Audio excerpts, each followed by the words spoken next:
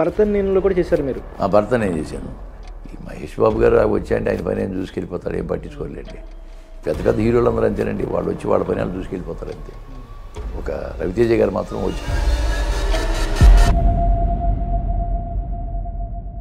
ఇది రాజన్న చేసేటప్పుడే మరి రాజమౌళి మిమ్మల్ని చూసి బాహుబలిలో తీసుకొని కొన్ని రోజులు షూటింగ్ చేసి మళ్ళీ వద్దన్నారు. బాహుబలి అంటే రాజన్ తర్వాత బాహుబలి 1కి పిలిపించారు రాజమౌళి గారు. ఒక 9 రోజులు చేశాను. ఒకరోజు ఆయన పిలిచి మిమ్మల్ని ఇలా నిలబెట్టి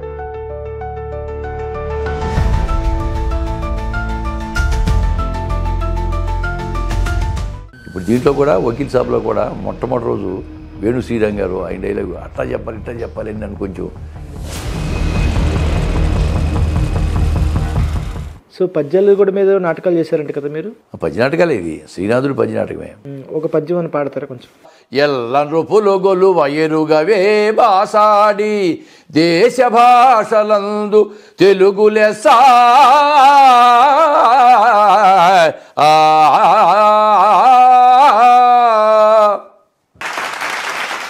hi viewers, this is Yashwant. Welcome to cube TV.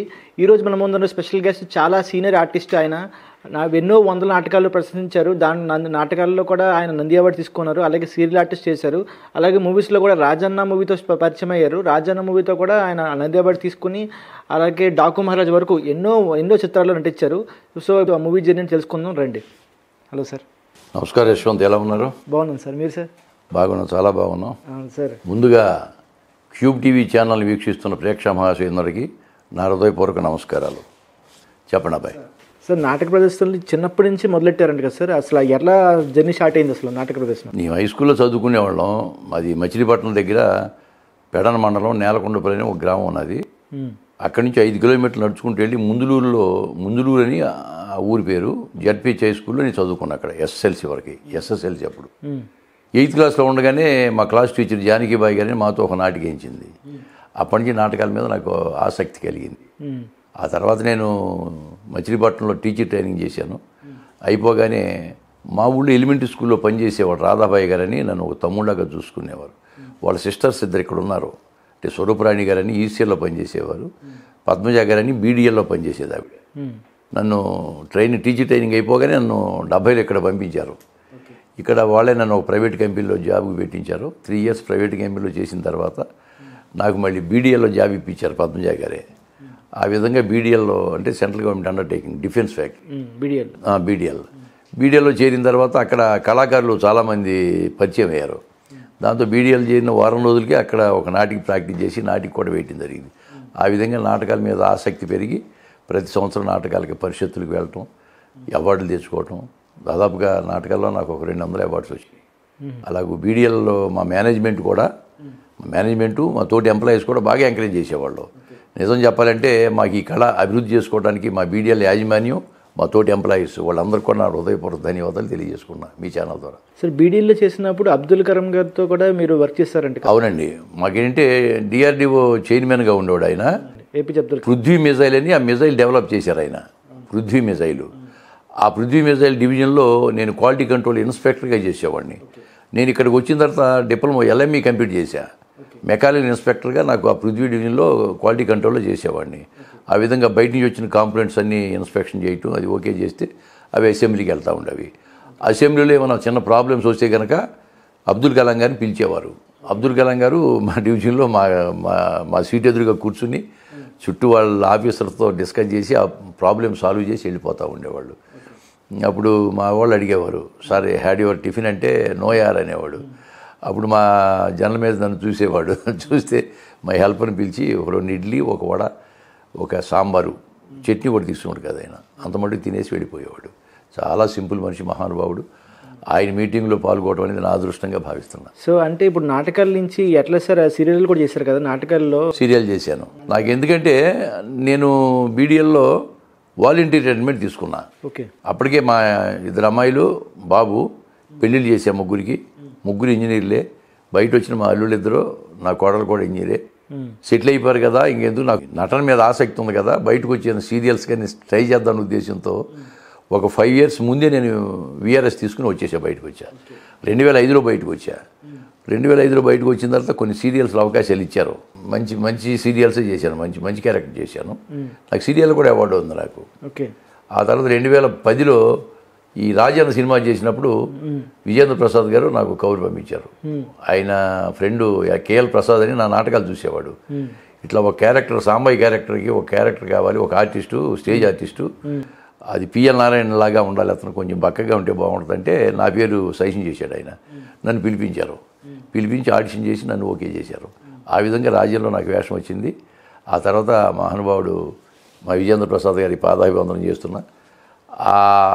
ఆ తర్వాత ఇక నేను వెనక్కి తిరిగి చూడలేదండి. ఇప్పటివరకు దాదాపు ఒక 135 సినిమాలు చేశాను. సో ఆ రాజన్న సినిమాలో కూడా మీకు ఆడిషన్ చేసినప్పుడు కొంచెం లావుగా ఉన్నారు. 20 డేస్లో మీకు ఎస్ నన్ను చూడగానే నీ వెయిట్ ఎంత అయ్యా అన్నాడు. 80 కిలోలు ఉందా సార్ అన్న. లేదు నువ్వు ఒక 5 కిలో 20 రోజుల్లో 5 కిలోస్ తగ్గి గడ్డం పెంచుకురా అన్నాడు. అదేవిధంగా నేను తిండి మానేసి 5 కిలోలు తగ్గి గడ్డం పెంచుకుని వెళ్ళాను. వెళ్ళగానే చూడగానే నన్ను ఓకే చేశారు. ఆ క్యారెక్టర్ మంచి క్యారెక్టరు, అది నా జన్మలో మర్చిపోలేని క్యారెక్టరు. అదే నా జీవితాన్ని మలుపు తిప్పింది, టర్నింగ్ పాయింట్. కానీ 60 సంవత్సరాల్లో వెయిట్ లాస్ అవడం చాలా కష్టం సార్. అంటే మామూలుగా 30 years 40 years అంటే ట్రై చేయొచ్చు, కానీ ఆ ప్యాషనేట్గా మీరు 60 సంవత్సరాలు తగ్గారంటే ఒక ఇన్స్పిరేషన్ అది నిజంగా. అవును. ఎందుకంటే నాకు ఫ్యాషను చేయాలనే ఫ్యాషను, డబ్బులు మాట పక్క పెట్టను, నటించాలి. అందులో ఒక సినిమాలో అన్నపూర్ణ సంస్థ అంటే పెద్ద సంస్థ, దాంట్లో నాకు అవకాశం రావటమే గొప్ప. అవునండి. ఆ విధంగా రాజ్యంలో నేను ఓకే అవటం అనేది నా అదృష్టంగా భావించాను. ఒక సంవత్సరం పాటు షూటింగ్లు అయినాయి. రిలీజ్ అయిన తర్వాత నాగార్జున గారు మేనగోడలో సుప్రియ మేడం కానీ, లేకపోతే సాయిబాబా గారైనా ఆయన ఎగ్జిక్యూటివ్ ప్రొడ్యూసర్ ఉన్నాడు. వీళ్ళందరూ కూడా నన్ను బాగా మెచ్చుకున్నారు. ఆవిడ ఒకే సజెషన్ చేశారు. ఆవిడ ఈ క్యారెక్టర్ చాలా బాగా వచ్చింది మీది, ఏమైనా సినిమాలు వస్తే కనుక క్యారెక్టర్ బాగుంటేనే ఒప్పుకోండి, ప్రతి క్యారెక్టర్ ఒప్పుకోకండి అని చెప్పి నాకు సజెషన్ ఇచ్చారు సుప్రియ మేడం గారు. అప్పటి నుంచి నాకు వచ్చిన సినిమాలన్నీ అది ఇంపార్టెంట్ క్యారెక్టర్లే వస్తాయి తప్పితే ఒట్టిగా నిలబడే క్యారెక్టర్లు ఇంతవరకు నేను చేయను కూడా. అదే రాజన్న సినిమాలో కూడా నాగార్జున గారు ముందు మీరు డైలాగ్ చెప్తారు. చెప్పినప్పుడు నాగార్జున గారు సీన్ అయిపోయిన తర్వాత స్నేహ గారితో చాలా నన్నే అడిగాడు. నా డైలాగ్ చెప్పిన తర్వాత అప్పటి వరకే నాగార్జున నా పరిచయం లేదు, ఏదో చేస్తున్నాం అనుకున్నారు. కానీ చేసిన తర్వాత ఏంటి మీరు స్టేజ్ ఆర్టిస్టా అన్నాడు. అవును సార్ నేను స్టేజ్ ఆర్టిస్ట్నే అన్నా. స్నేహ గారితో చెప్పాడు, స్టేజ్ ఆర్టిస్ట్ కాబట్టి డైలాగ్ ఆ విధంగా అలా రెండరింగ్లో చెప్పాడు, ఎంత బాగా చెప్పాడు చూడని చెప్పి స్నేహ గారితో అన్నాడు అన్నమాట. అప్పుడు నాకు చాలా హ్యాపీ అనిపించింది. సో ఆ మూవీలో యానీ చిన్న పాప కొడుతున్నప్పుడు నిజంగా కొరడతో మీకు తగిలిందంట కదా సార్ అప్పుడు ఆ పాప? అవునవును. అది నేను స్కూల్లో చేర్పించడానికి తీసుకెళ్తా కదా దొరసాని దగ్గరికి. సరే డబ్బులు కట్టి వెళ్ళమని చెబుద్ది. చెప్పినప్పుడు ఈ నాజర్ గారు దొరసాని కూతురికి పాట నేర్పిస్తాడు.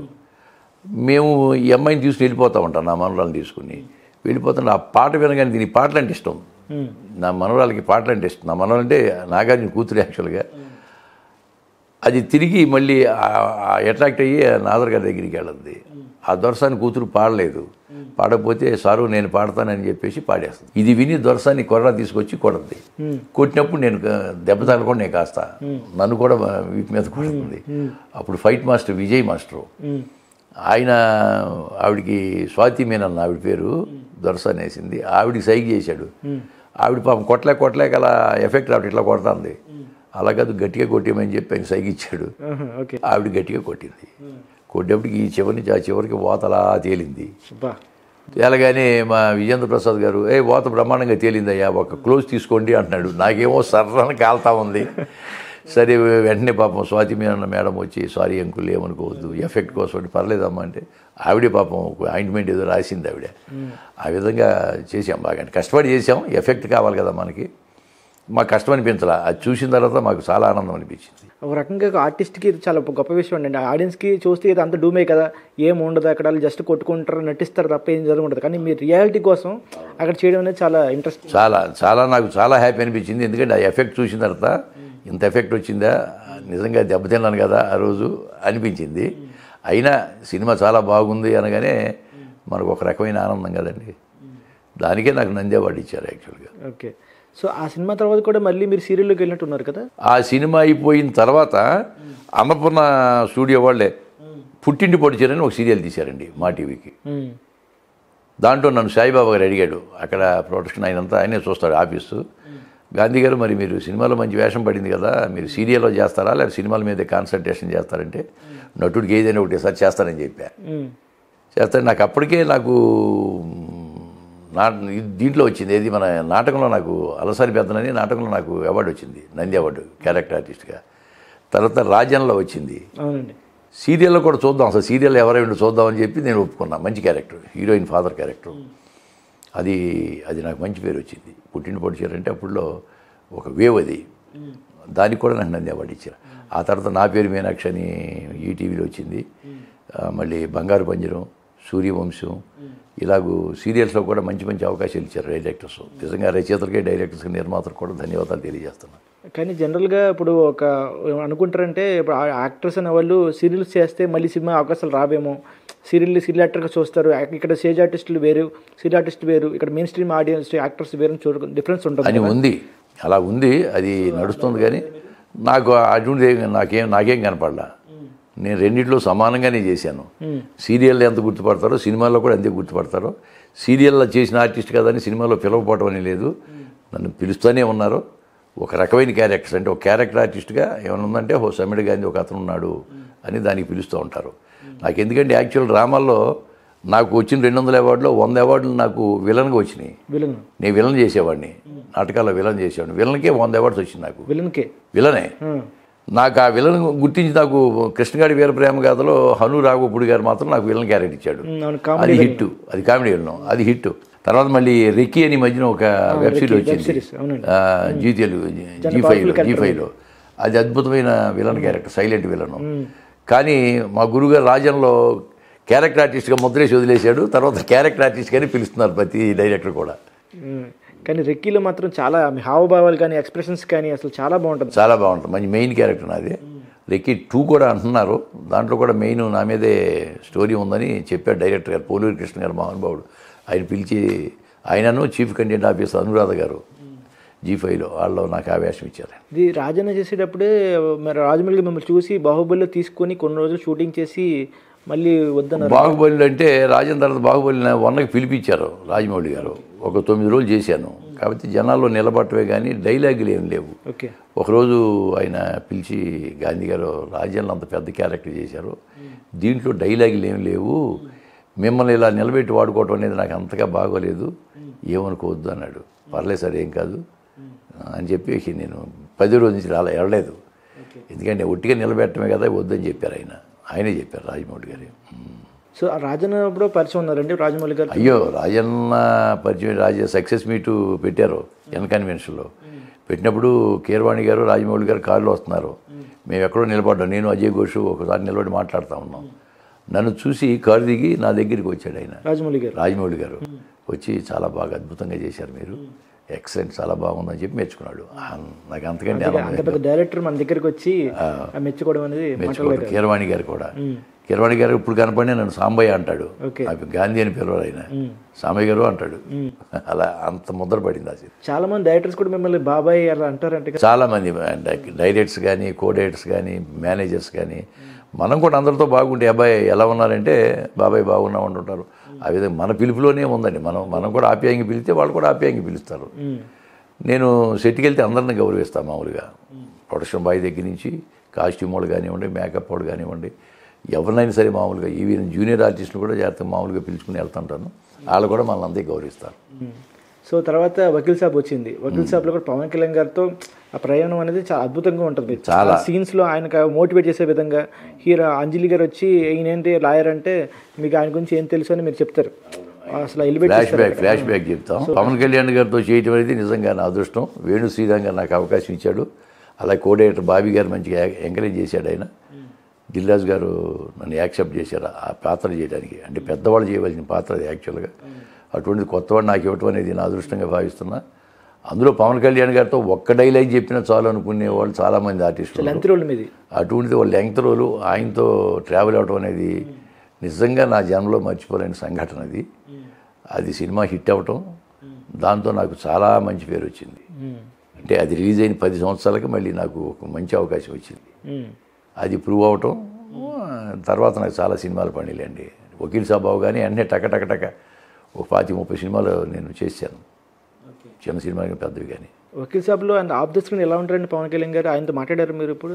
అంటే ఈ సీన్లో మాట్లాడటమే కానీ పర్సనల్గా నీ సార్ నేను పలానా ఉద్యోగం చేశానో లేకపోతే మాది పలానా ఊరండి నీ అదండి మీ అభిమానండి ఇవన్నీ ఏం మాట్లాడలేదు. 20 రోజులు చేసి ఆయనతో 20 రోజులు 20 డేస్ చేశాను. 20 డేస్ ఆయన నేనేమి డిస్టర్బ్ చేయలేదు. ఎందుకంటే ఆయన స్టార్ట్ అయిపోగానే వెళ్ళి కూర్చునేదో చదువుకుంటా కూర్చునేవాడు. అప్పటికే రాజకీయాల్లో ప్రవేశించారు కదా. అవునండి. సెంట్రల్ నుంచి అక్కడి నుంచి ఫోన్లు వస్తూ ఉంటాయి. వాళ్ళని అనవసరంగా డిస్టర్బ్ చేయటం ఎందుకు? ఇప్పుడు వాళ్ళకి ఏదో సీన్ మీద కాన్సన్ట్రేషన్ చేయాలి. ఓ పక్కన రాజకీయాలు వాళ్ళ ఫోన్లు వస్తుంటాయి, ఎక్కడి నుంచో ఫోన్లు వస్తుంటాయి. మనకి ఎందులేని చెప్పి నేను ఒక మూల పోయి కూర్చునేవాడిని ఇంకా ఫ్రెండ్స్తో. ఆయన పని ఆయన ఉండేవాడు. నేను అసలు పర్సనల్గా ఆ 20 రోజులు ఒక్క మాట కూడా మాట్లాడాల, కనీసం ఒక ఫోటో కూడా తెలియదు ఆయనతో. అంటే నా ఉద్దేశం అంటే హీరోని డిస్టర్బ్ చేయకూడదు. ఆయనే కాదు అందరితో చేశాను నేను. బాలకృష్ణ గారితో చేశాను, పవన్ కళ్యాణ్ గారు, చిరంజీవి గారు, వెంకటేష్ బాబు ఇందరితో చేశాం. మహేష్ బాబు సినిమాలో చేశాం. కానీ నాకు ఫోటో ఇవ్వండి అని అడగడం కానీ ఆ తాపత్రయపడేవాడిని కాదు నేను. ఎందుకు ఇలాంటి డిస్టర్బ్ చేయటం? వాళ్ళతో సినిమాలో చేసినప్పుడు ఇంకా ఫోటోలు అదే జ్ఞాపకం, అంతే జ్ఞాపకం. తర్వాత బాలకృష్ణ గారు అన్నారు కాబట్టి ఆయనతో అఖండ చేశారు మీరు. అవును. సో అఖండలో తెలిసింది ఏంటంటే మీరు ఫస్ట్ టేక్ మీతోనే చేశారండి. అవును, మొట్టమొదటి టేకు అది నేను వెళ్ళాము. అది మార్చి 12, 2020. అంటే అప్పుడే కరోనా స్టార్ట్ అవబోతుంది. అక్కడక్కడ కరోనా వస్తుంది అంటున్నారు. ఆ 12th ఫస్ట్ డే మేము అక్కడ ఆర్ఎఫ్సిలో ఒక నారింజ తోట దగ్గర చేయాలి. బోయపాటి సీన్ గారు పిలిచి, అంతకుముందే పిలిచి నీకు వేషం ఉందండి, రైతు వేషం ఒకే సీన్ అండి అన్నాడు. ఓకే సార్ మీ డైరెక్షన్ చేయటమే నాకు కావాలని చెప్పాను. ఆ రోజు పిలిచి ఒక డైలాగ్ ఇచ్చారు. ఫస్ట్ ఓపెనింగ్ మీదే డైలాగ్ అన్నాడు. సార్ నాతో ఏంటి సార్ అన్నా. లేదు మీరు చేయండి, మీరు మాకెందుకో మీతో చేయాలనిపించింది, డైలాగ్ ఓన్ చేసుకోండి అన్నాడు. ఓన్ చేసుకున్నాం, చేసే టేకు ఫస్ట్ టేకు చెప్పేసాం. ఓకే అన్నాడు. అందరు చప్పట్లు కొట్టారు. సింగిల్ టేక్ సూపర్ గాంధీ గారు అన్నాడు. చాలా హ్యాపీ ఫీల్ అయ్యాం. ఆ తర్వాత 12 రోజుల పాటు బాలయ్య బాబు గారితోనే చేశాను నేను. ఓకే. కొంతమంది భయపెట్టారు, బాలయ్య బాబు ఎదురు పడకూడదు, ఆయన కోపం ఎక్కువ, ఏమంటే కొడతాడు. ఎందుకు కొడతాడు? ఎన్టీ రామారావు గారు కొడుకు అయినా వాళ్ళ సంస్కారం, ఆ ఫ్యామిలీ సంస్కారవంతమైన ఫ్యామిలీ. అటువంటిది ఏముంది, ఫస్ట్ నుంచే నేను నమస్కారం పెట్టేవాడిని. బాగున్నారా అని ఒకటి తగ్గాను. ఆ 12 రోజులు ఎంతో బాగా కలివిడిగా ఉండి ఆయన కొంచెం సజెషన్ ఇచ్చుకుంటూ చేసాం. చాలా బాగా. అంటే జనరల్గా ఆయన కొంచెం సీరియస్గా ఉంటారు, ఆఫ్ ద స్క్రీన్ కానీ ఆన్ ద స్క్రీన్ కానీ ఏముండదండి, అంత ఒట్టి మాటలండి. ఎన్ని బోకస్ సీరియస్, చాలా నవ్వుతూ హ్యాపీగా అందరితో హ్యాపీగా గడిపి వెళ్ళిపోతాడు. ఎవరైనా అక్కడైనా పిచ్చి పిచ్చి లెక్కలు చేస్తే అంతకుముందు ఏమన్నా అన్నాడేమో తప్పితే అదే మన హెలివేట్ చేస్తారు ఎక్కువగా. కానీ అదే ఉండదు, చక్కగా మాట్లాడతాడు, చాలా స్వతంత్రంగా మాట్లాడతాడు అందరితో. ఆ తర్వాత చిరంజీవి గారితో కూడా చేశారు మీరు? చిరంజీవి గారితో 6 సినిమాలు చేశానండి. అదే అందరూ ఒక 5 నెంబర్ అనుకుంటారు, కానీ మీరు అంతకన్నా ముందే గ్యాంగ్ లీడర్ చేశారు. గ్యాంగ్ లీడర్ చేశాను, రౌడీ ఎల్లుడి చేశాను, ఖైదీ నెంబర్ 150 చేశాను, సైరా నరసింహరెడ్డి చేశాను, గాడ్ ఫాదర్ చేశాను, వాల్తేరి వీరయ్య చేశాను బాబీ గారి డైరెక్షన్లో. ఆ బాబీ గారు నన్ను బాగా లైక్ చేస్తాడు. ఆ తర్వాత డాకు మహారాజులో కూడా మంచి వేషం పిలిచిచ్చాడు ఆయనే. చిరంజీవి గారితో 6 సినిమాలు చేశానండి. చిరంజీవి గారు నన్ను బాగా గుర్తుపడతాడు ఆయన. అది ఖైదీ నెంబర్లు కూడా మాట్లాడారండి కదా మీతో? ఖైదీ నెంబర్ 150లో నాకు ఎందుకంటే సత్యమూర్తి గారు రైటరు, అంటే దేవి శ్రీప్రసాద్ గారి ఫాదరు. ఓకే. నన్ను మొట్టమొదట కెమెరా ముందు నిలబెట్టింది ఆయన 87లో. నేను ఇంకా జాబులో ఉన్నాను అప్పుడు. 1987లో చైతన్య అని ఒక సినిమా చేశారు ఆయన.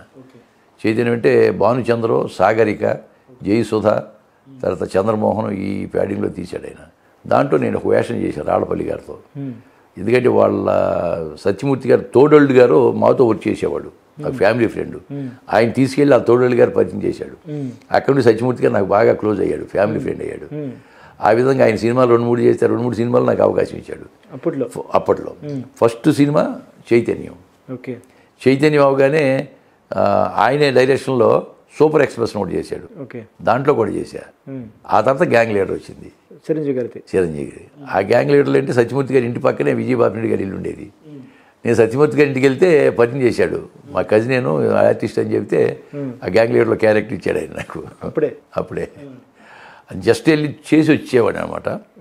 ఆ తర్వాత 4-5 సినిమాలు చేశాను. కానీ నాకెందుకంటే పిల్లలు చదువుకుంటున్నారు, చిన్నపిల్లలు, ఫ్యూచర్ ఏమైనా పాడైపోతుందా, 15 రోజులు ఒకసారి మద్రాసు పరిగెత్తేవాడిని అని ఒకరోజు ఆలోచించి ఇక ఒక 10-15 సంవత్సరాలు పిల్లలు ఎడ్యుకేషన్ అయ్యే వరకు బయటికి వెళ్ళకూడదు అని డిసైడ్ చేసుకుని ఇంకా ఆ జోలికి పోలా. పిల్లలందరూ చదువులు అయిపోయిన తర్వాత అప్పుడు రీఎంట్రీ ఇచ్చానమాట. ఓకే. ఆ తర్వాత రాజన్న వచ్చింది నాకు. ఫ్యామిలీ కోసం, పిల్లల కోసమే, కేవలం పిల్లల కోసం. పిల్లలు పెళ్ళిన్ని అయిపోయిన తర్వాత అప్పుడు మళ్ళీ మళ్ళీ ఫీల్డ్లోకి వద్దాం చూద్దాం ప్రయత్నం చేసాం, క్లిక్ అయ్యాం. సో ఇలా ఫ్యామిలీ సపోర్ట్ ఎలా ఉండేదండి మీరు ఇలా నాటకాలు బాగా రావడం? మా మిస్సెస్ కూడా సంతోషం, వాళ్ళు కోఆపరేట్ చేసేవాళ్ళు, మా పిల్లలు కూడా కోఆపరేట్ చేసేవాళ్ళు. ఇది నాకు ఫ్యాషన్ కదా, దాంట్లో ఏంటంటే డ్రామాలు వేసుకుంటూ ఈ తాగో తందనాలాడు లేదా జోదాలాడు పాడు చేసుకుంటే వేరే విషయం. నాకు అటువంటి అలవాట్లు ఏమీ లేవు. ఉంటే రిహార్సల్కి వెళ్ళటం, నాటకాలు వేయటం, సరదాగా ఉండటం, ఫ్రెండ్స్తో సరదాగా తిరగటం వరకు తప్పితే నాకు చెడు అలవాట్లని ఏమీ లేవు. ఇంకోటి సమ్మెట్ గాంధీ అని పేరు ఎలా వచ్చిందండి? గాంధీ గారి పేరు సమ్మెట్ అంటే నా ఇంటి పేరండి. గాంధీ అని మా నాన్నగారు పెట్టిన పేరు. అది ఎలాగంటే 1946లో మహాత్మా గాంధీ గారు కలకత్తా వెళ్తూ విజయవాడలో దిగారు. ఓకే. మహాత్మా గాంధీ గారు విజయవాడలో దిగుతున్నాడని తెలిసి మా ఊరి నుంచి ఒక 50 మంది 50 కిలోమీటర్లు నడుచుకుంటూ వెళ్ళారు. ఓకే. ఆయన అక్కడ 2 గంటలు 3 గంటలు ట్రైన్ దిగాడు. ఆయన ఆపారు ట్రైను. ఆపితే వీళ్ళందరూ వెళ్ళి చేతులు కలిపారు. మా నాన్నగారు కూడా మహాత్మా గాంధీ గారిని చేతులు కలిపాడు. కథలు మా నాన్నగారు రాట్నం ఉడికేవాడు, కథల బట్టలు వేసేవాళ్ళు వాళ్ళు. ఆ విధంగా మహాత్మా గాంధీ గారిని కలిసిన తర్వాత అప్పుడు ఏమన్నా పిల్లలు పుడితే, మగవాడు పుడితే గాంధీని పేరు పెట్టాలనుకుని ఉంటాడు ఆయన.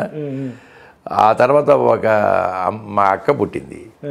ఆ తర్వాత 200 సంవత్సరాలు నేను పుట్టా 50లో.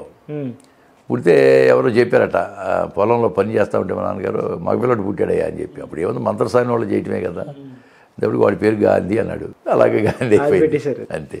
సమ్మెట ఇంటి పేరు, గాంధీ అనేది మామూలుగా పేరు, సమ్మెట గాంధీ అయింది. సో అంటే ఫ్యామిలీ బ్యాక్గ్రౌండ్ ఎలా ఉండేది? అందరూ నాటకాలు వేసేవాళ్ళ మీరు, మీ ఫాదర్? ఏమీ లేదండి, ఏమీ లేదు. మాది రైతు ఫ్యామిలీ. నాకు 3 అక్కయ్యలు 3 అన్నయ్యలు, అందరూ రైతులే. నేను ఒక్కనే చదువుకుని బయటకు వచ్చా. ఓకే. రైతు అంటే మాకు బాగా 10 ఎకరాలు ఉండేది. బాగానే మాకు యావరేజ్ ఫ్యామిలీ, మంచి స్థితిమంతం కాదు కానీ యావరేజ్. 10 ఎకరాలు మా సొంతం ఉండేది, ఒక 30 ఎకరాలు కవులకు ఉండేది, 40 ఎకరాలు చేసేవాళ్ళు మా బ్రదర్స్. 3-4 జతల ఎడ్లు, పాడి గేదెలు, అది హంగామాగా ఉండేది. ఇప్పుడంతా మా నాన్నగారు అమ్మగారు పోయారు, మా అన్నయ్య పెద్ద అన్నయ్యలు 2 పోయారు, వదినలు 2 పోయారు. ఇంకా అక్కడ ఎవరు లేరు, ఒక్క అన్నయ్య వదిన మిగిలారు అంతే. ఓకే. అప్పుడు మా చిన్నప్పుడు తలుచుకుంటే ఒకప్పుడు ఎలా ఉండేది సంసారం, ఇట్లా అయిపోయిందా అని బాధపడతా ఉంటాం. ఎప్పుడన్నా ఊరు వెళ్ళినా 1 గంట ఉండి రావడం తప్పితే అక్కడ ఉండలేని పరిస్థితి. ఊరి మీద మమకారం అయితే ఉంటుంది కదా. వెళ్తే ఊళ్ళో వాళ్ళందరూ బాగా ఆప్యాయంగా మాడతారు. ఇప్పుడు సినిమాల్లో వస్తున్నావు, సీరియల్లో వస్తున్నావు, కూర్చుని ఏదో మర్యాద చేయబోతుంటారు. నాకు మర్యాద ఎందుకు, నాకు పుట్టినూరు ఇది. అలాగూ అందరితో కలివిడిగా మాట్లాడి వచ్చేస్తూ ఉంటాను నేను. ఓకే. సో ఊరిని గుర్తొచ్చింది, మీరు రాజన్న రిలీజ్ అయిన తర్వాత, నంది అవార్డు వచ్చిన తర్వాత మీకు ఊళ్ళో సన్మానం చేశారంట కదా? అవునండి, మా ఊళ్ళో సన్మానం అంటే అది ఒక విచిత్రమైన ఇది. మా ఊరు పెడన మండలం కదా, పెడన్లో సన్మానం అన్నారు. అక్కడి నుంచి మా ఆర్టిస్టులు కొంతమంది ఫోన్ చేసి సన్మానం చేస్తాం, ట్రైన్ టికెట్ వేస్తాం. ఎప్పుడు అంటే ట్రైన్ టికెట్ అవసరం, నేను వస్తలేరా బాబు అని చెప్పి నేను వెళ్ళాను. పెద్ద ఎత్తున సన్మానం పెట్టారు ఒక హాల్లో. ఈరోజు మేయర్ గారు, ఎమ్మెల్యే గారు వాళ్ళందరూ వచ్చారు. మా ఊరి జనం అంతా ట్రాక్టర్లో ఊరేగింపుగా తీసుకొచ్చారు మిమ్మల్ని. అంటే మా ఊరికి పెడనికి అంతా కలిసి 9 కిలోమీటర్లు తీసుకొచ్చారు. ఆ రోజు నైటు సన్మానం చేయాలి. నాకేమైంది, ముందు రోజు వెళ్ళాను నేను. వెళితే నాకు మొట్టమొదటి నాకు మేకప్ వేసిన ఆవిడ పేరు జానకీబాయి గారు. ఆవిడ ఎక్కడుందని ఎంక్వైరీ చేయాలని నేను ఒక ఫ్రెండ్ అడిగా. ఆ ఏజ్ గ్రూప్లో ఉన్న టీచర్ రిటైర్డ్ ఒక ఆయన ఉన్నాడు, పిచ్చిరాజు గారని. ఆయన ఎంక్వైరీ చేశా, ఏమంటే జానకీబాయి గారని ఒక టీచర్ ఉండేదండి మాకు 8th క్లాస్లో మా టీచరు, ఆవిడ ఎక్కడుందో మీరు చెప్పగలరా అంటే, అయ్యో బందర్లో పలాస్పేటలో 6 ఇల్లు ఆవిడదేనని చెప్పాడు. ఓకే. అంటే నైట్ 8:30కి, ముందు రోజు నైట్ 8:30కి మా అబ్బాయిని కారు తీసుకుని వెళ్ళాను నేను, మన్నయ్య గారి అబ్బాయిని తీసుకెళ్తే వాళ్ళ ఆయన బయట కూర్చున్నాడు, మాట్లాడతారు ఎవరో. నేను నమస్కారం అండి అన్న. ఎవరండి అన్నాడు. నా పేరు గాంధీ అండి, జానకిబాయి గారు నాడు ఇల్లు అంటే, ఇదేనండి మా మిస్సెస్ అన్నాడు. వాళ్ళ ఆయన కూడా తెలుసు నాకు. ఓకే. నేను ఒకసారి మాట్లాడిన, నా పేరు గాంధీ, మా ఊరు పలానా ఊరు, మా టీచర్ అండి 8th క్లాస్లో.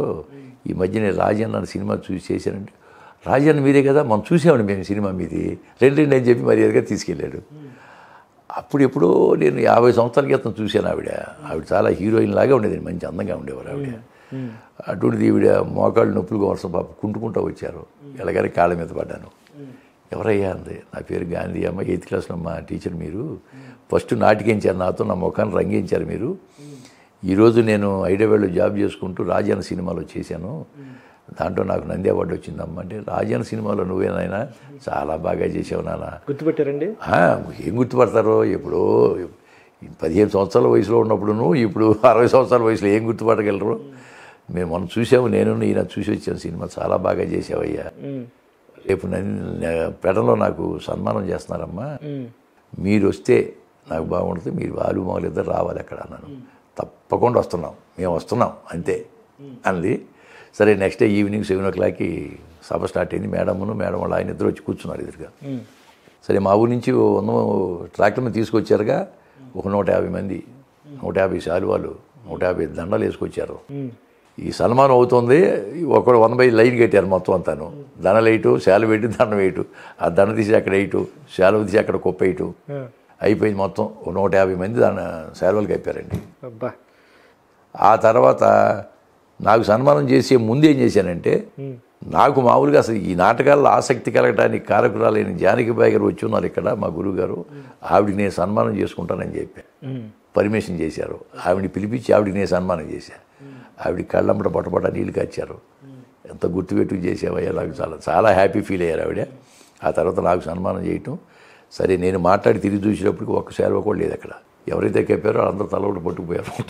మొత్తం ఏమీ లేదు. ఇంకా ఊళ్ళో మా బ్రదర్ని అడిగారు, ఒక్క శాలువ కూడా మిగలేదు ఏమిటి అన్న. ఎవరికాళ్ళు తీసుకున్నారా, 2-3 తీసుకుపోయారు లేదా, పోనీ పట్టుకుపోయి అన్నాడు. అంటే అది అభిమానం, అంత అభిమానంగా వచ్చి పెద్ద ఎత్తున సన్మానం చేశారండి. అప్పుడు నంది అవార్డు మన మండలంలో ఫస్ట్ టైం నంది అవార్డు వచ్చిన వ్యక్తి అతను. చాలా గొప్ప కదా నంది అవార్డు, చాలా చాలా గ్రేట్ అప్పుడు. కానీ ఒక విషయం గొప్పగా అండి, అసలు 50 సంవత్సరాల ముందు మీరు ఆ టీచర్ని గుర్తుపెట్టుకుని మీకు సన్మానం చేసినప్పుడు ఆ కృతజ్ఞత భావం చూపించారు. చాలా ఆవిడ చాలా సంతోషించారు, మామూలు కాదు. అంత గుర్తుపెట్టుకుని మళ్ళీ వచ్చావయ్యా, నాకు చాలా ఆనందంగా ఉందంటే నేను ఎలా మర్చిపోతాను మేడం. హై స్కూల్ అప్పుడు చదివిన రోజులు నాకు ఇంకా గుర్తున్నాయి. నాకు ఎందుకంటే ఊళ్ళో హై స్కూలు అక్కడికి వెళ్ళి చూడాలన్నా అవన్నీ నాకు చాలా సరదాగా ఉంటుందండి. ఊరెళ్ళే మామూలు పొలాలకు వెళ్తూ ఉంటాను నేను. పొలాలకు వెళ్ళి వస్తుంటాను. నేను తిరిగిన కాలువలు కానీ అవన్నీ గట్లన్నీ చూసి వస్తుంటా. అది ఒక హ్యాపీ నాకు. సో ఒక యాక్టర్గా మీకు చాలామంది కొత్త డైరెక్టర్లు పరిచయం అవుతుంటారు, అలాగే చేసిన డైరెక్టర్స్ కూడా ఉంటారు. సో ఇది సీన్ చెప్పినప్పుడు ఆయనతో కాన్వర్సేషన్ ఎలా ఉంటుంది మీకు? ఈ సీన్ చెప్పినప్పుడు నేను వేరేగా చేయొచ్చా అని అడుగుతారా, లేదా ఆయన చెప్పిందే మనం చేయాలి అని? ఇప్పుడు ఏం చేస్తామంటే, ఒక సీన్ ఉందనుకోండి, నేను డైరెక్షన్ డిపార్ట్మెంట్లో అబ్బాయి నాకు సీన్ పంపించడం ముందని చెప్తా, పంపిస్తాను. నేను సీన్ అంతా ఫాలో అవుతా. సీన్ సిచ్యుయేషన్ ఏంటి, కంటెంట్ ఏంటి, మొత్తం అంతా ఫాలో అవుతాను. ఫాలో ఏ విధంగా చేస్తే బాగుంటుంది అనేది నేను ఒక అవగాహన ఉంటుంది. అంటే నాకున్న అనుభవం మీద. నేను చాలా డ్రామాల్లో డైరెక్షన్ చేశాను. నేను రాశాను, ఒక 50 నాటకాలు రాశాను. రైటర్గా కూడా నాకు అవార్డు ఉంది, డైరెక్టర్గా అవార్డు ఉంది. కాబట్టి మనం ఈ విధంగా చేస్తే బాగుంటుందేమో ఈ సీక్వెన్స్ అని ఒక అవగాహనకు వస్తాను. నేను నెక్స్ట్ వెళ్ళిన తర్వాత డైరెక్టర్ గారిని అడుగుతా, అయ్యా డైరెక్టర్ గారు కుర్రోళ్ళే ఉంటారు చాలామంది, ఈ సీన్ ఇలా చేస్తే బాగుంటుంది అనుకుంటున్నాను నేను, మరి అట్లా చేయమంటే చేస్తా, లేదా మీరు ఏది చెప్తే అది చేస్తా. అంటే మీ విజన్ వేరే ఉంటుంది కదా, మీ విజన్ ప్రకారం చేయమంటే చేస్తా, దాన్ని కొంచెం సరి చేసుకుని నా ఎక్స్పీరియన్స్ చేయమంటే చేస్తా, అది మీ ఇష్టం. అంటే బాగుందంటే చేయమంటారు, బాగుంది బాబాయ్ చేయండి అంటారు. ఆ విధంగా చేయటమే. ఫ్రీడమ్ ఇస్తారు, చాలా 99% ఫ్రీడమ్ ఇస్తారు. ఆ ఫ్రీడమ్ ప్రకారం చేస్తే బాగుంటుంది, మనకు కూడా సాటిస్ఫాక్షన్. ఇంప్రవైజ్ చేసుకోవాలి కదా, ఏదైనా సీన్ ఇంప్రవైజ్ చేసుకోవాలి. ఆ విధంగా నాకు అవకాశం ఇచ్చారు. అలాగే నేను మామూలు సీన్లు తీసి చదువుతాను. అక్కడికి వెళ్ళిన తర్వాత సింగిల్ టేకే ఉండదు సాధారణంగా, ఎక్కువ టేకులు తినటం అటువంటిది ఉండదు, సింగిల్ టేకే. ఇంకా ముందు ప్రిపేర్ అవుతాం, ఎవరైనా నేను కాబట్టి ఎవరైనా కానీ ముందు సీన్ చదువుకుంటే సింగిల్ టేక్. కాకపోతే కెమెరా భయం లేదు కాబట్టి కెమెరా ముందు ఎలా చెప్పాలో చెప్పేస్తుంది. కానీ డిఫరెన్స్ ఎలా చూస్తారండి మీరు? స్టేట్ ఆర్టిస్ట్గా అప్పుడు నాటకాలు వేసిన దానికి ఇప్పుడు సినిమాలు చేసేదానికి చాలా డిఫరెన్స్ ఉంటుంది కదా కొంచెం. నాటకాలు అంటే ఏముందంటే, ఎక్కడో లాస్ట్లో కూర్చున్న ప్రేక్షకుడికి వినపడాలి కాబట్టి అది వేరు. నేను మొట్టమొదటి 2-3 సినిమాల్లో ఇబ్బంది పడ్డా. నాటకాలలాగా చేస్తూ ఉంటే ఈ డ్రామా చేసినట్టు ఉందండి అనేవాళ్ళు. డ్రామా చేసినట్టు ఉందంటే ఏం చేయాలి అని చెప్పేసి నేను మామూలుగా కొంతమందిని పెద్దవాళ్ళని అడిగా. ఏమీ లేదు, ఇప్పుడు నాటకం ఉందనుకో ఇలా ఫీల్ ఇవ్వచ్చు, అదే టీవీ ఉందనుకో ఇలా అయితే చాలు, అదే కనుక ఈ పెద్ద కెమెరా ఉందనుకోండి ఇలా నవ్వితే చాలు. ఆ విధంగా ఆ ట్రిక్ నేర్చుకుంటే చాలు అన్నారు. ఆ విధంగా మోల్డ్ అయిపోయాయి నేను. మామూలు కెమెరా ముందు ఎంత ఇవ్వాలో అంతవరకే నటిస్తాం. చాలామంది ఆడియన్స్కి మీరు సినిమాలో చూడడం వల్ల నాటకాలు తెలియదు ఎక్కువ మందికి. సో మీరు నాటకాలు చేసేటప్పుడు అమెరికా కూడా వెళ్ళి చేశారంటే కదా? అవును, నాటకాలంటే శ్రీనాథుడు నాటకం అని వేసాం. ఆకేళ్ళ గారు రైటర్ అయినా, దుగ్గ్యాల సోమేశ్వరరావు గారి డైరెక్షను. అది మేము విజయనగరంలో పెర్ఫార్మెన్స్ ఇచ్చాం. అప్పుడు అప్పాజ్యూస్లో విష్ణు భట్ల కందాళం ఫౌండేషన్ అని వాళ్ళు అమెరికా వాళ్ళు పెద్ద ఎత్తున నాటకాలు ప్రోత్సహించేవాళ్ళు. వాళ్ళు చూశారు విజయనగరంలో నాటకం. అద్భుత నాటకం. శ్రీనాథుడు అంటే గుమ్మడి గోపాలకృష్ణ శ్రీనాథుడు, నేను వేరే క్యారెక్టర్ చేసేవాడిని, నెక్స్ట్ క్యారెక్టర్ నేను చేసేవాడిని. అయితే వాళ్ళు చూసి మేము అమెరికాలో వేయిస్తాం 4 చోట్ల, మీరు తప్పకుండా రావాలని చెప్పి వెళ్ళారు. ఓకే. వెళ్ళిన 2 నెలలకే వాళ్ళు పేపర్స్ పంపారు. 12 మంది టీం ఇక్కడ మాకు వీసా వచ్చింది. వెళ్ళాం. ఫస్ట్ శాన్ ఫ్రాన్సిస్కోలో వేసాం. అద్భుతమైన రెస్పాన్స్ వచ్చింది. 1000 మంది వచ్చారు మన వాళ్ళు, తెలుగు వాళ్ళు 1000 మంది వచ్చారు. చూసి ఆటోమేటిక్గా నెట్లో పెట్టేశారు. శ్రీనాథుడు నాటకం హైదరాబాద్ నుంచి టీం వచ్చి అద్భుతంగా ప్రదర్శించారని చెప్పి మేము 4 ప్రదర్శనకి వెళ్ళాము. ఇంకొక 6 ప్రదర్శనలు బుక్ అయిపోయింది. బుక్ అయి 2 నెలలు, కరెక్ట్గా 2 నెలలు 10 పెర్ఫార్మెన్స్ ఇచ్చి వచ్చాం. దాంతో మంచి పేరు వచ్చింది. ఇంతవరకు ఆ శ్రీనాథుడు వెళ్ళినంత టీము ఇంకా మళ్ళీ ఇంతవరకు అమెరికాలో ఎవరు వెళ్ళలేదు ఇంకా. ఓకే, మీరే ఫస్ట్? మేమే 2003లో ఓకే బ్రహ్మాండ ప్రదర్శించాం. అప్పాజోసులు సత్యనారాయణ గారు వాళ్ళు, కందాళం ఆయన వాళ్ళందరూ కూడా మమ్మల్ని బాగా రిసీవ్ చేసుకున్నారు. కొంత డబ్బులు కూడా ఇచ్చి పంపించారు మాకు. దాదాపు వాళ్ళు చెప్పడం అంటే ఆ 2 నెలలు ₹1,00,00,000 ఖర్చు పెట్టారు అమెరికాలో. ₹1,00,00,000 ఖర్చు పెట్టారు. మాకు కూడా అప్పట్లోనే చిన్న ఆర్టిస్టులకి 25,000, పెద్ద ఆర్టిస్టులకి ముగ్గురికి 50,000 చొప్పున ఇచ్చారు 2003లో. ఓకే. అన్ని ఖర్చులన్నీ వాళ్ళే. ఆ విధంగా మొత్తం 2 నెలలు అమెరికాలో మెయిన్ సిటీలన్నీ చూసి వచ్చాం. ఆ అదృష్టం మాకే దక్కింది. కానీ స్టేట్ ఆర్టిస్ట్ అంటే చాలా గొప్ప కదండి. కానీ ఇప్పుడు మాత్రం తగ్గిపోయింది, మొత్తం డిజిటల్ మీడియా వచ్చేసాక. ఇప్పుడు వెళ్తున్నారు, చాలామంది వెళ్తున్నారు. కానీ అప్పుడు 20 సంవత్సరాల క్రితం, 22 సంవత్సరాల క్రితం వెళ్ళటం అంటే అది ఒక మాటలు కాదు, గొప్పగానే ఫీల్ అయ్యి. అప్పుడు నేను బీడీఏలో చేస్తున్నా, నేను బీడీఏలో వర్క్ చేస్తాను అప్పటికి. ఇంకా 2003 కాదు, నేను 2005లో బయటకు వచ్చా. మా మేనేజ్మెంట్ వాళ్ళందరూ కూడా మాకు బాగా సన్మానం చేసి, అంటే ఒక ఆర్టిస్టు అమెరికా వెళ్ళి నాటకాలు వేసి వచ్చే 2 నెలలు అంటే మా వాళ్ళు లీవ్ కూడా ఇచ్చారు నాకు. ఓకే. బాగా ఎంకరేజ్ చేసేవాడు మాకు. సో పద్యాలు కూడా మీద నాటకాలు చేశారంట కదా మీరు? పద్య నాటకాలే. ఇది శ్రీనాథుడు పద్య నాటకమే. ఒక పద్యం అని పాడతారా కొంచెం? అదే అంటే ఈ తర్వాత మేము అలసాని పెద్దనని ఒక నాటకం వేసాం. అలసాని పెద్ద నాటకంలో అలసాని పెద్దన గుమ్మడి గోపాలకృష్ణ వేసేవాడు, నేనేమో దాంట్లో శ్రీకృష్ణదేవరాయలు వేసాం.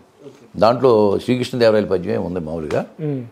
తెలుగదేలయల్న దేశంబు తెలుగు ఏను తెలుగు వల్లభుండ తెలుగు కండ ఎల్ల నృపులు గొలువ ఎరుగవే బాసాడి దేశ భాషలందు తెలుగు లెస్స.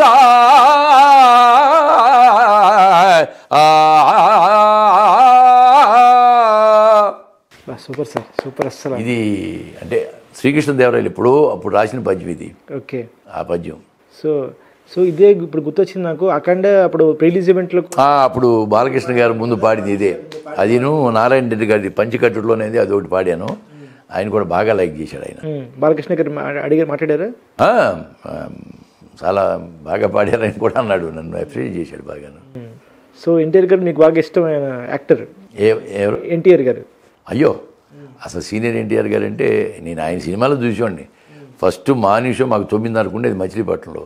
9:30కి మేము 6:30కి వెళ్ళి కూర్చున్నాం. ఫస్ట్ టికెట్ తీసుకోవాలి. ఓకే. నా ఫ్రెండ్ ఉండేవాడు శ్రీరామచంద్రమూర్తి అని, వాడు నేను ఇద్దరం వెళ్ళిపోయి సైకిల్ మీద వెళ్ళిపోయి అలా 6:30 నిలబడి ఫస్ట్ టికెట్ తీసుకుంటేనే సినిమా చూసినట్టు ఉండేది. ఒకవేళ పొరపాటు మా ముందు ఎవరు ఉండాలి, బతిమాలి వెనక్కి తీసి మేము ముందు నిలబడేవాళ్ళం. అలాగా. లేకపోతే ఏడ్చేవాడు మా ఫ్రెండ్, ఫస్ట్ టికెట్ తీసుకోకపోతే ఏడ్చేవాడు. వాడి కోసం ఆ ముందు ఉన్న బతిమాలి వెనక్కి తీసుకొచ్చి మేము ముందు టికెట్ తీసుకునేవాళ్ళం. ఇది అతిశయోక్తి కాదు, నిజం చెప్తున్నాను. అది ప్రేమ సినిమా మీద. అప్పుడులో కథానాయకుడు, కథలడో వదలడో, చిక్కడు దొరకడు, నిండు మనసులు, ఎన్ని సినిమాలన్నీ అప్పుడు చూసినవి రామారావు గారివి. అట్లాంటి అభిమాని నటుడు వాళ్ళ అబ్బాయితో మళ్ళీ మీరు సినిమాలు చేశారు. సినిమా చేయగలిగా. నిజంగా డెస్టినీ అంటారు దాన్ని. అవును. మన వచ్చిన బాలకృష్ణ గారి సినిమా కూడా చేశారు కదా? అవునండి. సో దాంట్లో ఎలా? డాకు మహారాజులో మంచి వేషం ఇచ్చారు బాబీ గారు, ఆయనకు ధన్యవాదాలు. నాకు వాల్తేరు వీరయ్యలో మంచి వేషం ఇచ్చాడు ఆయన, అంటే ఒక్క సీనే కానీ దీంట్లో మాత్రం ఒక మంచి వేషం ఇచ్చాడు. ఫ్లాష్ బ్యాక్ సీన్లో ఉంటుంది. ఫ్లాష్ బ్యాక్ సీన్లో ఆయన బాబీ గారు మంచి డైరెక్టరు, అందరితో కలివిడిగా ఉండే మనిషి, చాలా మంచి మనిషి. అంటే నాకు వేషం ఇచ్చాను కాదు, అసలు ఒరిజినల్గా ఆయన నేచరే కాదు, మెత్తగా మంచి మనిషి. డాకు మహారాజులో కూడా మంచి సీన్లు, 2 సీన్లు పడి నాకు మంచి పేరే వచ్చింది నాకు. సో ఆ డాకు మహారాజులో కూడా బాబుడీలు వచ్చినప్పుడు మీ సీన్. అవునవును. సో అది ఎక్కడ జరిగింది ప్లేస్ అండి? అంటే నా కొడుకుని నీళ్ళు ఎత్తు పారిపోమన్నప్పుడు పైనుంచి అది షూట్ చేస్తారు కదా, కింద పడి చనిపోతాడు. అప్పుడు సీన్ మంచి సీన్, అది దాంట్లో ఆ విధంగా మంచి పేరు వచ్చింది. ఆ లొకేషన్ ఎక్కడండి అది డాకుమారాజ్ లొకేషన్? లొకేషన్ యాక్చువల్గా అంటే మమ్మల్ని జైపూర్ తీసుకెళ్ళారు ముందు. జైపూర్ తీసుకెళ్తే వర్షాలు పడినాయి 2 రోజులు బాగా. ఈయన మాకు క్యాన్సిల్ చేశారు. మాది క్యాన్సిల్ చేయండి, మేము హైదరాబాద్లో చేస్తామని చెప్పి పంపించారు మమ్మల్ని. ఓకే. హైదరాబాద్లో రాజేంద్ర నగర్లో క్వారీస్ ఉంది. ఓకే. ఆ క్వారీస్ మొత్తానికి మార్బుల్ కలర్స్ వేసేసి క్వారీస్కి అది రాజస్థాన్లో తీసినట్టే ఉంటుంది. చాలా రియాలిటీగా ఉంటుంది.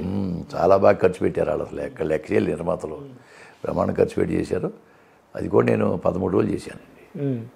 13 దాంట్లో యాక్చువల్గా దాంట్లో వేషం రావటానికి ఏంటంటే బాబీ గారు మెయిన్ అనుకోండి.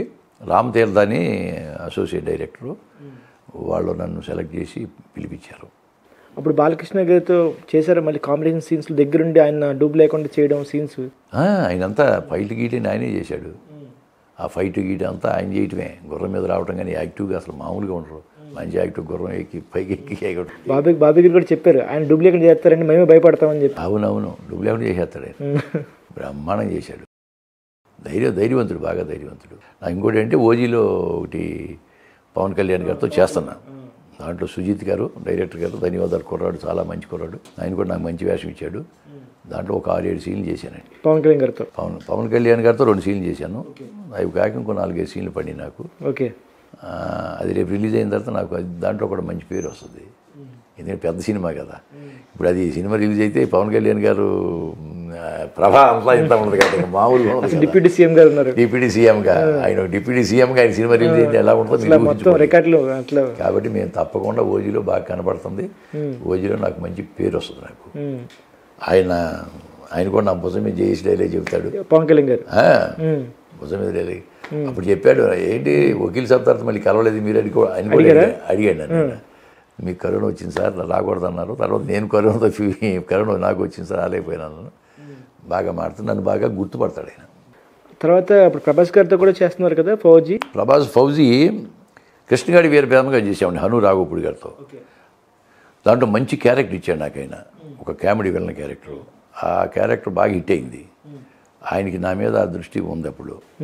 అప్పుడు అన్నాడు నాతో, అందుకని మీకు మంచి ఫ్యూచర్ ఉందండి అన్నాడు. ఇంకా వయసు వచ్చేసిన దానికి ఇంకేం ఫ్యూచర్, కళాకారుడికి వయసుతో సంబంధం లేదు, అట్లా డిసప్పాయింట్ కాకుండా అన్నాడు. తర్వాత 9 సంవత్సరాల 17 రోజులు అయింది ఆయన నన్ను పిలిపించిన తర్వాత. కానీ పిలవనంటే ఒక కోడేటి నన్ను రమ్మని వెళ్ళి అల్యూమినియం ఫ్యాక్టరీ సెట్ వేస్తున్నారు, పెద్ద సెట్ వేసారండి. అక్కడికి వెళ్తాను, చూడగానే వచ్చేసి 2 చేతులు పట్టింది. అది గారు చాలా కాలం అయింది మనకు కలిసి అంటే. 9 సంవత్సరాల 17 రోజులు సరే వాళ్ళకి మీరు నేను కలిసాను. నేను చూసుకెళ్ళాను. నేను అన్నీ రాసి పెడతాను, ఎప్పుడు ఎక్కడ చేసాము ఏమిటి అని మొత్తం రాసి పెడతాను. ఇప్పటికి దీంట్లో మంచి వేషం ఉంది, ఒక గూడెం పెద్ద మనిషి వేషం, అది మీరే అనుకున్నాను, మీ పేరు రాసి పెట్టుకున్నాను, మీరు ఏప్రిల్లో మీ డేట్లు పెట్టుకోండి అన్నాడు.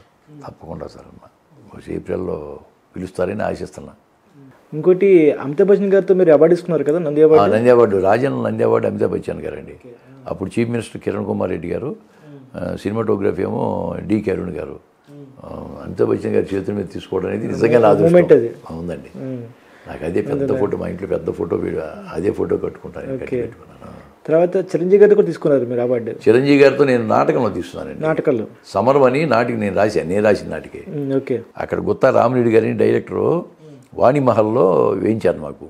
అప్పుడు 91లోనే అక్కడ వేసిన దానికి నాకు బెస్ట్ విలన్ అవార్డు వచ్చింది.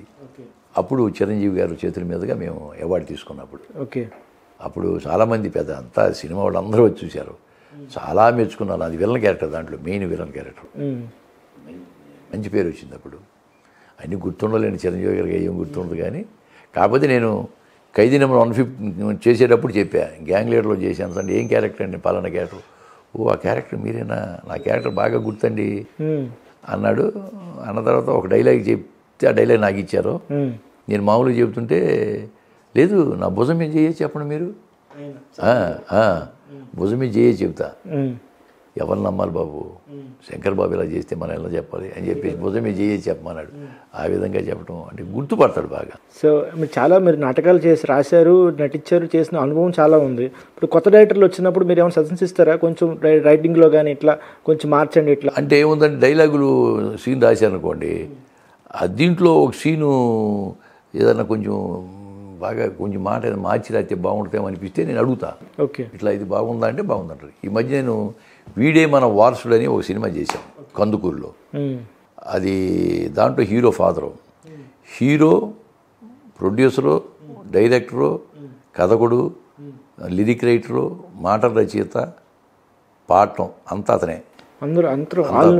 రమేష్ ఉప్పు అని అతను ఏంటంటే అతను చదువు లేదు, 12 సంవత్సరాల వయసులో వాళ్ళ బావగారి దగ్గరికి, వాళ్ళ బావగారు తాపీ మేస్త్రి, హెల్ప్ చేయడానికి వచ్చి వాళ్ళ మేనల్డ్ దగ్గర చదువు నేర్చుకుని పాటలు రాసే స్టేజ్కి వెళ్ళాడు. పాటలు రాయటం అంటే అతని దైవ సంకల్పం, అది అంతా మనం చెప్పలేం. ఎవరు ఇప్పుడు పిహెచ్డీ తెలుగు చేసినా కానీ పాటలు రాయలేరు సినిమాకి.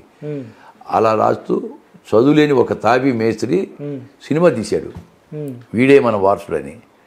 నాకు రాజన్న సినిమా ఇవన్నీ చూసి ఫాదర్గా నువ్వే చేయాలని చెప్పి వచ్చి నాకు కథ కదా చెప్పి నన్ను ఓకే చేశాడు. నేను చేసి వచ్చే 15 రోజులు కందుకూరులో. అద్భుతమైన క్యారెక్టర్ అండి, చాలా మంచి క్యారెక్టరు. ఆయన కొన్ని సీన్లు రాసేటప్పుడు నాకు నా అనుభవంతో కొన్ని అబ్బాయి సీన్ ఇది ఇట్లా చేద్దామా అలా చేద్దామా అని చెప్పి నేను సరి చేసుకునేవాడిని. ఇప్పుడు దాని మీద ఒక చిన్న సిచ్యుయేషన్ ఏంటంటే, నా భార్య నాకు భోజనం పెడతా ఉంటుంది, నాకు పైన చొక్కా ఉండదు, కండ వేసుకుని ప్లేట్ ఇలా పట్టుకుంటే ఎదురుగా కూర్చుంటారు కదా భార్య, తింటా ఉంటా. బయట టమక వేసుకుంటూ వస్తాడు ఊళ్ళో. టమక వేసుకొచ్చి 50 మందికి తెలియజేసేది ఏమిటంటే, ఈ సంక్రాంతి పండగకి మన ఊళ్ళో కుస్తీ పోటీలు పెడుతున్నారు కాబట్టి కుస్తీ పోటీలో పాల్గొనేవారు రావచ్చోహో, కుస్తీల పోటీలో గెలిచిన వాళ్ళకి 10,000 రూపాయలు బహుమానం ఇస్తాను ప్రెసిడెంట్ గారు చెప్పమన్నారు అని చెప్తాడు. నేను చూసి ఏమే కుస్తీ పోటీలటే అంట. ఇప్పటికి సరే అంటే అంతవరకే సీన్ యాక్చువల్గా. దాన్ని ఏమి ఎక్స్టెండ్ చేశారంటే, ఏమే కుస్తీ పోటీలట అనగానే అది అంటే కొంపదీసి నువ్వు కానీ వెళ్తావా కుస్తీ పోటీలకి అంటే. పెళ్లి కాకముందు కుస్తీ పోటీకి వెళ్ళోడినే, పెళ్ళి అయిన తర్వాత నీతో కుస్తీ పట్టలేక చస్తున్నా అంటాడు. అంటే అది ఒక హ్యూమర్గా ఇలాంటి బాగుంటాయి అంటే చేయండి అన్నాడు. అటువంటి కొన్ని ఇంప్రూవైజ్ చేసి చేస్తూ ఉంటాం. ఓకే, అదేనండి ఒక ఎక్స్పీరియన్స్ యాక్టర్కి అది కావాలి. అది అంటే ఇప్పుడు మన సీన్ చెప్పినప్పుడు డైరెక్టర్ కట్ అండ్ వరకు ఓకే, దాన్ని కొంచెం మనం ఎక్స్టెండ్ చేస్తే డైరెక్టర్ కూడా మనకు స్పేస్ ఇస్తారు. ఓకే సీన్ బాగుందంటే ఎక్స్టెండ్ చేస్తారు. సో అది ఎక్స్పీరియన్స్ బట్టే వస్తుంది కదండి. ఇప్పుడు దీంట్లో కూడా వకీల్ సాబ్లో కూడా మొట్టమొదటి రోజు వేణు శ్రీరామ్ గారు ఆయన డైలాగ్ అట్లా చెప్పాలి ఇట్లా చెప్పాలి అని నన్ను కొంచెం కన్ఫ్యూజ్ అయ్యా. నేను కన్ఫ్యూజ్ అంటే ఆయన అనుకున్నట్టే చెప్పాలి అంతే. అంటే ఆయనకు ఒక వ్యూ ఉంటుందిలే, డైరెక్టర్ ఒక విజన్ ఉంటుంది కదా. ఆయన చెప్పినట్టు అంటే ఒక గంట సేపు తర్జన బయలు అయిన తర్వాత అసలు ఆయన స్కూల్ ఏంటో నాకు అర్థమైంది. ఓహో ఈయన చెప్పినట్టు చేస్తే సరిపోతుంది అనుకుని సరే ఆయన చెప్పినట్టు చేయటం, ఆయన దారికి వచ్చాం. సాయంత్రం అయిన తర్వాత అమ్మ ఇప్పుడు నా దారికి వచ్చావయ్యా అన్నాడు. చాలా సంతోషం సార్ అన్న.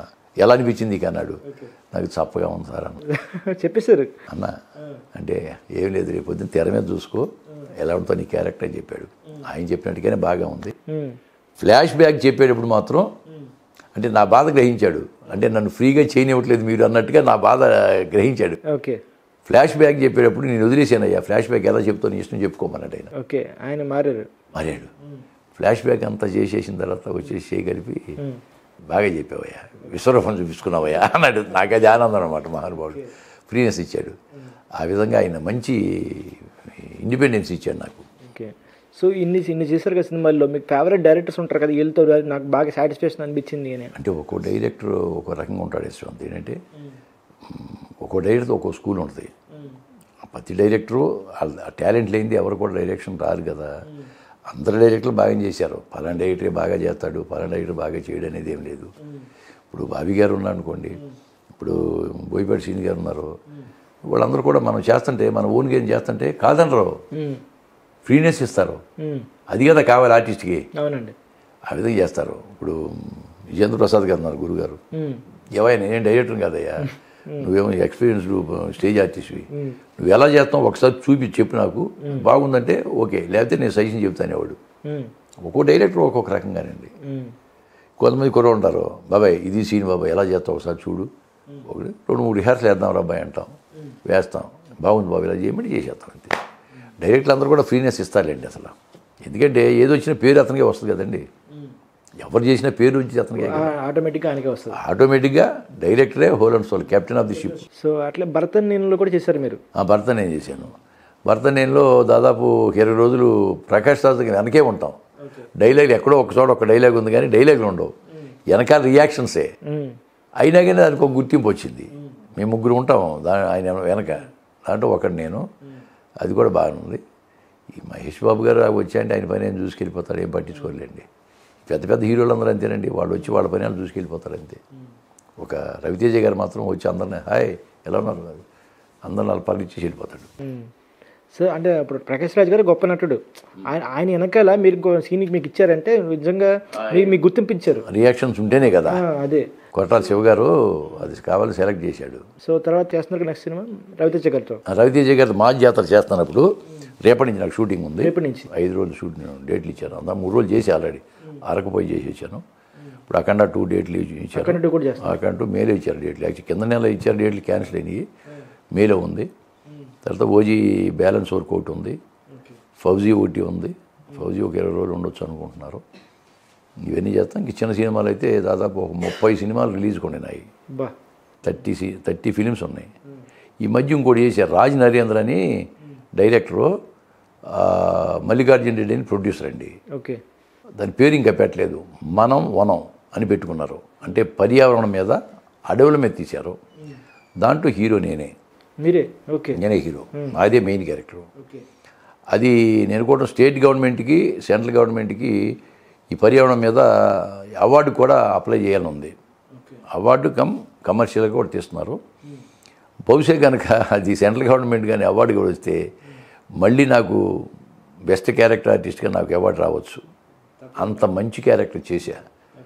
దాంట్లో కూడా నాకు ఒక సాంగ్ పెట్టారు, మంచి సాంగ్, అడవుల మీద, బ్యూటిఫుల్ సాంగ్. తిరుమల రావు ఎవరో అతను కొత్తగా ఉన్నాడు, ఒక అతను రాశాడు, అతను బాగుంది, మంచి క్యారెక్టర్. సో మూవీస్ చేశారు మీరు, వెబ్ సిరీస్ కూడా చేశారు. సో వెబ్ సిరీస్కి వచ్చేప్పటికి కొంచెం ఎక్స్టెన్షన్ ఉంటుంది. సో ఎపిసోడ్స్ కానీ మన క్యారెక్టర్ కానీ ఎలివేషన్స్ కానీ ఎక్కువ ఉంటుంది. సో మీరు డిఫరెన్స్ చూసారా? మరీ సీరియల్గా కాకుండా వెబ్ సిరీస్ కూడా ఒక సినిమాలాగా తీస్తున్నారండి.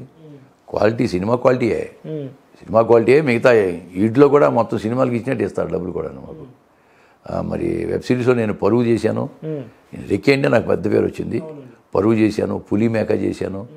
వెబ్ సిరీస్లో మంచి పేరు వచ్చింది నాకు. అందులో రెక్కిలో అద్భుతమైన నేమ్ వచ్చింది నాకు, చెప్పాలంటే మంచి పేరు వచ్చింది. ఈ రెక్కి 2 కూడా అంటున్నారు, అది ఎప్పుడు స్టార్ట్ అవుతుందో తెలియదు మరి. సరే అండి, ఇంకేమైనా ఉన్నాయి ఫ్యూచర్ ప్రాజెక్ట్స్? ఈ 4G OG కాకుండా ఇంకేమున్నాయండి? వెబ్ సిరీస్ నడుస్తున్నాయి, ఈ సినిమాలు నడుస్తున్నాయి, రిలీజ్కి బోల్డ్ ఉన్నాయి, పెద్ద సినిమా కూడా చేశాము. ఇవన్నీ రిలీజ్ అయితే మళ్ళీ ఇలా చేసుకుంటూ పోవటమే మనం. ఎందుకంటే నా దగ్గర ఏమిటంటే టైం పంక్చువాలిటీ ఒకటి, టైం పంక్చువాలిటీ, సిన్సియారిటీ పక్క, మనలో తేడా ఉండదు. మాయ మాట చెప్పడం అసలు తెలియదు. ఆ సిన్సియారిటీ మీదే అందరూ నన్ను లైక్ చేసి బాగా పిలుస్తున్నారు. 15 సంవత్సరాల నుంచి అలాగే చేస్తున్నామంటే జస్ట్ ఓన్లీ మన సిన్సియారిటీ. అందరితో కలివిడికి వెళ్ళిపోవటం, మన పని మనం చేసుకురావడం అంతే. ఆ విధంగా నేను బిహేవ్ చేస్తూ ఉంటాను. ఓకే, మీ ఎక్స్పీరియన్స్ బట్టి కొంచెం చెప్పండి. ఆస్పైరింగ్ యాక్టర్స్ అంటే సినిమాలో రావాలి, నేను కొత్తగా నేర్చుకోవాలి, యాక్టర్ ఆర్టిస్ట్ కావాలి, ఏదైనా అనుకునే వాళ్ళకి ఏం చెప్తారు మీరు? నేర్చుకోవాలని తపన ఉండాలి, టైం పంక్చువాలిటీ మెయింటైన్ చేయాలి, సిన్సియారిటీ ఉండాలి. ఓకే, ఎవరు చెప్పినా వినదగుని, ఎవరు చెప్పినా వినినంతనే వేగపడక అన్నట్టుగాను ఎవరు చెప్పినా వినాలి. అది దాంట్లో మంచి ఏదో చేయడం తర్వాత తెలుసుకుని తర్వాత ఆ విధంగా నడుచుకోవచ్చు. కానీ ఎవరు చెప్పినా వినాలి, కానీ వాడు చెప్పేది ఏంటి, నేను వినేది ఏంటి అనుకుంటే పక్కపోతాడు. ఓకే, అక్కడ ఆగిపోద్ది, ఇంకా ఆగిపోతాడు, డెఫినెట్గా ఆగిపోతాడు. నేర్చుకోవాలి కదా. అక్కినే నాగేశ్వర లాంటి వాళ్ళు ఇంకా నేను ఆలే నేర్చుకుంటున్నాను అన్నాడు ఆయన. ఏది అన్ని సంవత్సరాలు 80 సంవత్సరాలు చేసి నేను నేర్చుకుంటున్నాను అన్నాడంటే మనం ఎంత రోడమండి. అదేనండి కదా. ఒక్కొక్క ఎక్స్పీరియన్స్ ఒక రకంగా ఉంటుంది. మన ఒక వెబ్ సిరీస్ చేశా, మాయాబజార్, ఇంద్రప్రస్థం అని మార్చేసి మాయాబజార్ అని పెట్టారు. దేవాకట్ట గారు ఆటోనగర్ సూర్యాలో నాకు మంచి వేషం ఇచ్చాడు ఆయన. నాకు పిలిపించాడు ఒక రైతు వేషం. దాంట్లో ఒక 2 పేజీలు డైలాగ్ పంపించాడు. ముందు రోజు పంపించి రామోజీ ఫిలిం సిటీలో షూటింగు 4:30 ఈవినింగ్ 4:30కి నా గాంధీ గారిని పిలవన్నాడు. షాటు 200 మంది రైతులను కూర్చోబెట్టాడు. ఓకే, డైలాగ్ చెప్పాలి, రైతులను ఉద్దేశించి చెప్పాలి, మంచి డైలాగు. అని డైలాగ్ ఇప్పుడు చెప్పకూడదు, కానీ డిస్క్లోజ్ చేయకూడదు. గాంధీ గారు మరి చూసుకుందామా, 2 పేజీల డైలాగ్ చూసారా అన్నాడు. గురుగారు చూశానండి అన్నాను. ఒకసారి చూద్దామా, చేసేద్దాం అన్నాడు. చేసేద్దాం సార్ అన్న. చేద్దామా అన్నాడు. చేద్దామన్నాను. అప్పుడు కెమెరా ఆన్ చేసి, కెమెరా ఉంది, కెమెరా సెన్స్ మనకు ఉంది కదా, అంతే 2 పేజీల డైలాగు అనర్గళంగా చెప్పేశాం. ఆయన ఎంత హ్యాపీ ఫీల్ అయ్యాడంటే గాంధీ గారు, అందుకే మీకు ఈ డైలాగ్ రాశా. ఆయన డైలాగులు అసలు మార్చలేదు, మనం ఓన్ చేయటం ఉండదు. దేవాకట్ట గారు అద్భుతం రైటర్, ప్రస్థానం తీశాడు కదా, ఆయన డైలాగ్ మార్చడం లేదండి. చెప్పేటప్పటికి ఆశ్చర్యం ఆయనకి బాగుంది. సరే 2-3 యాంగిల్స్లో తీశాడు, అయిపోయింది. 5:30 కల్లా అయిపోయింది సీన్, పెద్ద సీను. ఆయన చాలా హ్యాపీ ఫీల్ అయ్యాడు. అది కూడా చాలా బాగుంటుంది. అది టెలికాస్ట్ ఉంది తొందరలోనే, నెట్ఫ్లిక్స్లో దీంట్లో వస్తుంది అంటున్నారు. మంచి ఎంకరేజ్ చేస్తానండి. నాకు చెప్పాలని మీ ఛానల్ ద్వారా చెప్పేదంటే, నన్ను ఎంకరేజ్ చేస్తాను నిర్మాతలకి, దర్శకులకి, రైటర్స్కి, తోటి నటీనటులకు, సాంకేతిక నిపుణులు కూడా నేను ధన్యవాదాలు తెలియజేసుకుంటా. ముఖ్యంగా ప్రేక్షక మహాశయులు నన్ను ఆదరిస్తున్నారు. వాళ్ళు ఆదరించినంత వరకు మనం ఇలా చేస్తూనే పోతాం. కళాకారుడికి రిటైర్మెంట్ లేదు. అంటే ఉద్యోగాలు చేసేవాడు 60 సంవత్సరాల్లో పోతాడు, కానీ మాకు రిటైర్మెంట్ ఉండదు. మాకు 90 సంవత్సరాలు వచ్చే వరకు చేయొచ్చు. ఎంతవరకు ఆ కళామతల్ని నన్ను అనుగ్రహిస్తూ అంతవరకు చేస్తూనే ఉంటాను. థ్యాంక్స్ అండి, చాలా విలువైన సమయం మాకు ఇచ్చారు. మరొకసారి మీ ఛానల్ వీక్షిస్తున్న ప్రేక్షక దేవుళ్ళందరికీ కూడా ధన్యవాదాలు తెలియజేసుకుంటున్నాను. ఓకే వ్యూవర్స్, చూశారు కదా ఈరోజు ఇంటర్వ్యూ. మళ్ళీ ఇంకో ఇంటర్వ్యూతో మళ్ళీ కలుద్దాం. Keep watching cube TV daily. Signing off. పెళ్లికి బంగారానికి విడదీయలేని అనుబంధం. నా పెళ్లి ఆభరణాల విషయంలో ఒక్కొక్కరిది ఒక్కో చాయిస్. మా అందరి అభిరుచులకి ఏకైక ఎంపిక మానిపల్లి జ్యువెలర్స్.